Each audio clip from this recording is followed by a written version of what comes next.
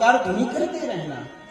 तो माता पार्वती ने 3 दिन की कथा श्रवण की और ओंकार ध्वनि भरती रही, लेकिन भगवान की उस मंगलमय कथा को जैसे ही उस अंडे ने श्रवण किया, वह अंडा समय से पहले ही बाहर आ गया और उस अंडे से एक तोते का जन्म हुआ।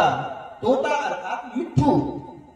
जब तोते का जन्म हुआ तो तोता वाणी को पकड़ने में अत्यधिक प्रखर होता है। आप जो भी तोते को सुनाएंगे, जो भी तोते को सिखाएंगे, वो तोता समय से पहले ही सीख जाता है। तो तोता जैसे ही माता पार्वती की वह शब्द ध्वनि को सुनता रहा, तो उसके अंदर भी माता पार्वती की ही शब्द शैली आ गई।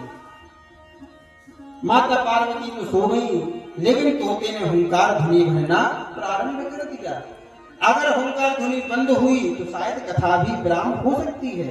तो कथा विराम ना हो, इस कारण से हुंकार ध्वनि भरते रहे। 7 दिन पूर्ण हुए। जैसे ही जयकारा लगी, वैसे ही माता पार्वती ने प्रश्न कर लिया, प्रभु आगे क्या हुआ? तब भगवान शिव ने कहा, पार्वती यह कथा पूर्ण हो गई, आप कह रहे आगे क्या हुआ? तब माता पार्वती कहने लगी, प्रभु मुझे ऐसा लग रहा है कि मैंने सिर्फ 3 दिन की ही कथा श्रवण की है, तद उपरांत मेरी आंख लग गई थी।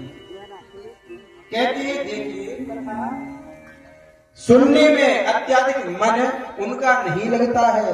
यहाँ पर माता पार्वती जी के लिए ये श्लोक नहीं है, ये है कलियुगी प्राणी के लिए। जब हमारे कोई पूर्व के ऐसे पाप होते हैं तो हमारा भी कथा में मन नहीं लगता।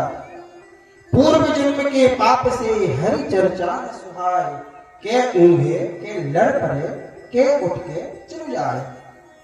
या तो कथा में आएगा तो ऊंघेगा, या फिर किसी ना किसी से लड़ाई करेगा। अरे भैया ऐसा लग रहा है व्यास जी को अभी उतना ज्यादा अभ्यास नहीं है, बिना अनर्थ की बात ही करता रहेगा।